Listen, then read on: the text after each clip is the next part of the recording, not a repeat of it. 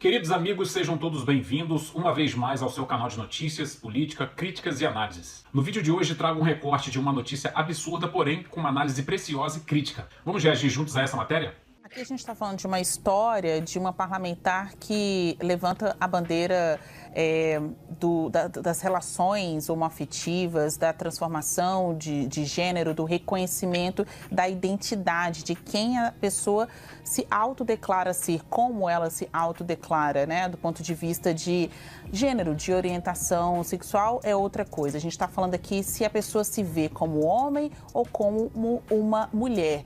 E ela não vai deixar essa história passar batido. Vai recorrer a tribunais internacionais, como a gente falou no texto do Abre, do nosso grande debate.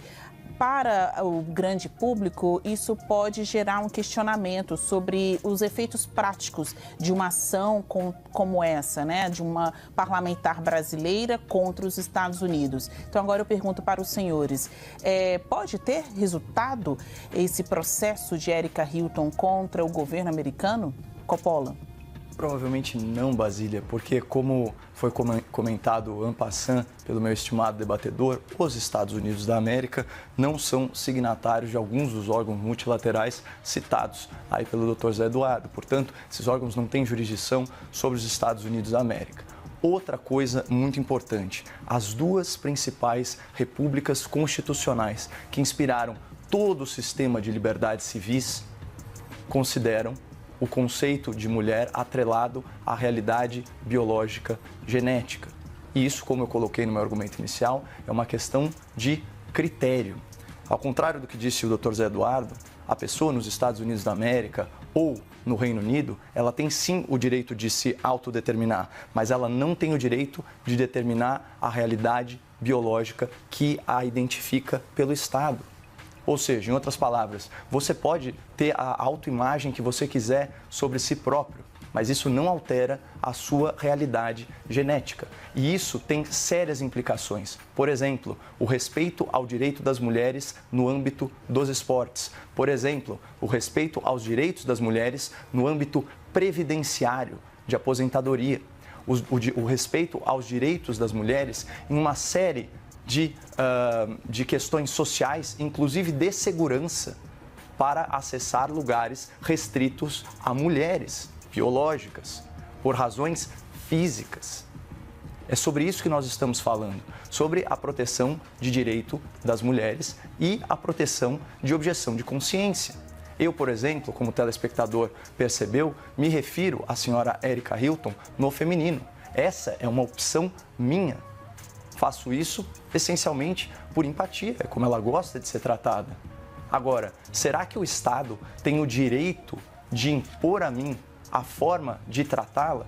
Essa é uma questão filosófica, constitucional importante. E ao contrário do que disse o Dr. Zé Eduardo, que uma dimensão globalizada dos direitos humanos supera aí a constitucionalidade considerada no seu âmbito nacional, como explicar isso aqui, Dr. Zé Eduardo? BBC, junho de 2024, STF encerra julgamento e rejeita recurso sobre uso de banheiros por pessoas trans.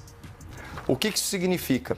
Deixa eu ler aqui um pouco da notícia para contextualizar. Por 8 votos a 3, a Corte rejeitou o recurso por entender que não há uma questão constitucional no processo. Portanto, o STF não viu no uso de banheiro feminino por pessoa trans uma questão constitucional. Logo, o próprio Supremo não identificou essa esfera de direitos humanos e se omitiu de decidir. Então, das duas, uma. Ou o Dr. Zé Eduardo está certo, ou o STF. O dia 27 de abril vai ser um dia histórico para o país. Um grupo de muitos pesquisadores passou mais de 2 anos. A gente pode ampliar, então, sua resposta, Cardoso, tratando sobre esse resultado, né, do julgamento no Supremo Tribunal Federal dessa ação anterior. Mas antes, gostaria de ouvir suas considerações sobre os efeitos práticos de um processo de Erika Hilton contra os Estados Unidos. Ela disse que prepara essa ação. Você acha que terá resultados? E, na sequência, claro, pode responder aí ponto a ponto as argumentações de Caio Coppola. Veja, é claro que terá um efeito moral, talvez não de efeito jurídico direto, Porque não podemos esquecer, os Estados Unidos pertence à OEA, ou será que ele saiu da OEA? Pertence à OEA.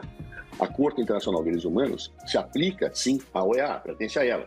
É que não existe um atinho dos Estados Unidos da América permitindo a eficácia.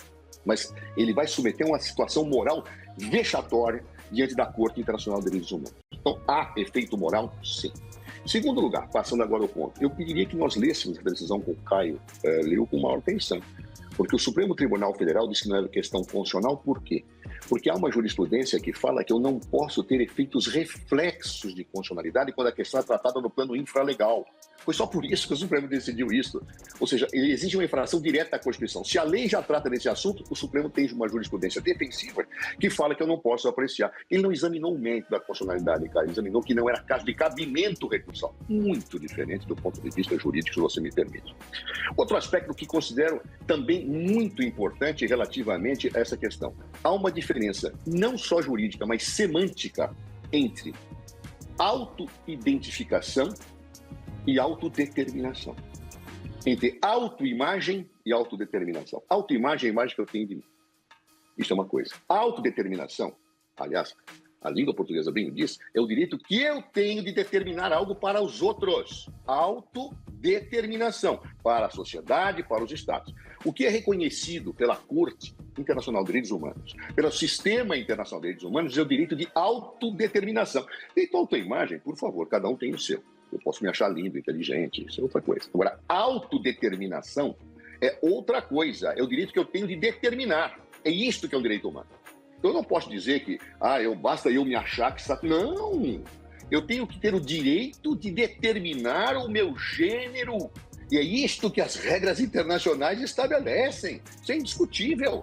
Ou será que não existiram precedentes, como eu mencionei aqui, da Corte Internacional de Direitos Humanos? Não era direito à autoimagem que a falecida tinha. Não.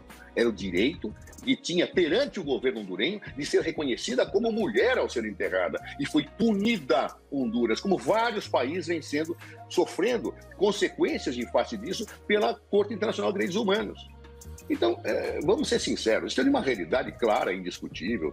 Nós temos que ler bem as decisões do Supremo Tribunal Federal, temos que entender com exatidão as decisões da Corte Interamericana, porque eu posso até dizer, não, olha, eu acho que está errado, etc. Isso é um direito de opinião. Agora, transfigurar realidades como elas são, fica muito difícil. Eu não posso dizer que o direito à autodeterminação do gênero passa por uma autoimagem. Não, não é autoimagem.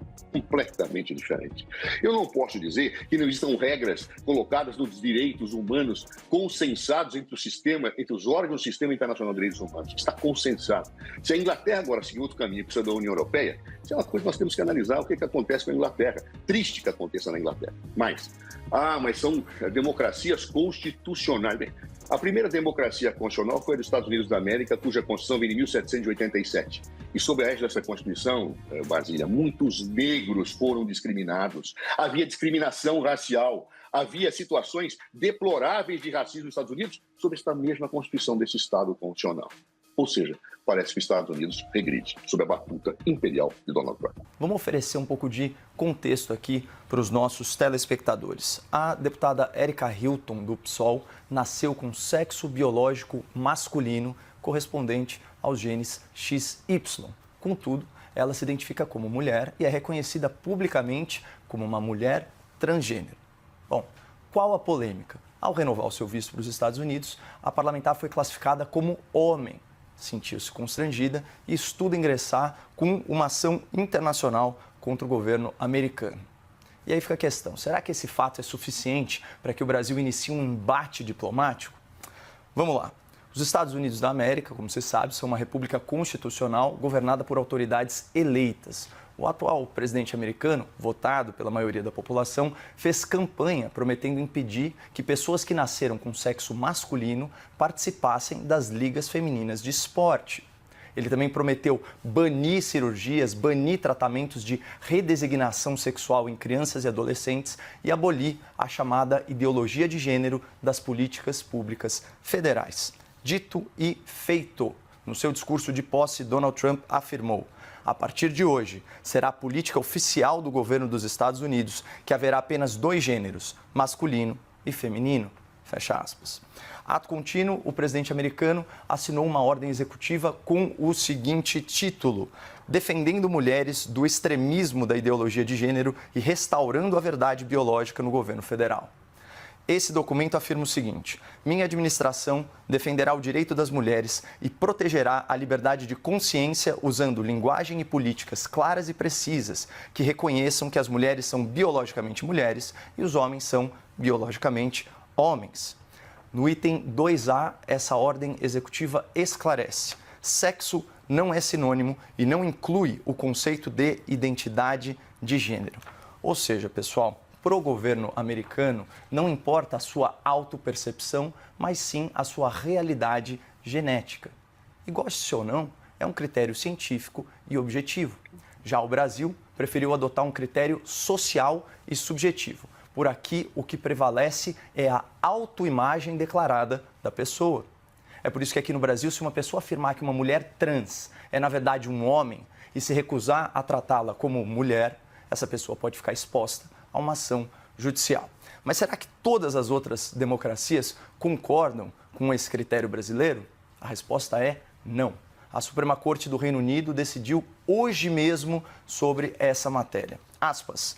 A decisão unânime desse tribunal é que os termos mulher e sexo se referem à mulher biológica e ao sexo biológico. Fecha aspas. Portanto, não é apenas nos Estados Unidos que a senhora Erika Hilton não é mais considerada legalmente uma mulher. No Reino Unido, ela também não é. Ou seja, se o Brasil for comprar essa briga diplomática, o embate sobre os transgêneros será também transcontinental e transatlântico. E aqui tem um último ponto bem importante. Quando o senhor Lula da Silva quer passar pano para as ditaduras da esquerda, ele dá respostas como essa aqui que ele deu para o Jornal Nacional em 2022. Aspas para o presidente. Primeiro, para ser um democrata, a gente precisa respeitar a autodeterminação dos povos. Cada país cuida do seu nariz. É assim que eu, Lula, quero para o Brasil e é assim que eu, Lula, quero para os outros. Fecha aspas. Portanto, se for para seguir a ideia de democracia do próprio Lula, Basília, a diplomacia brasileira não deveria interferir nos critérios de outros países para classificar homens e mulheres. Apesar do absurdo dessa notícia, a gente ainda tem um alento, uma ponta de esperança por dias melhores, com profissionais da comunicação deste gabarito para poder nos informar, nos alertar e principalmente nos trazer a verdade. Comente aí o que você achou dessa análise, deixa sua curtida para ajudar o vídeo na plataforma e te espero no próximo vídeo. Um forte abraço.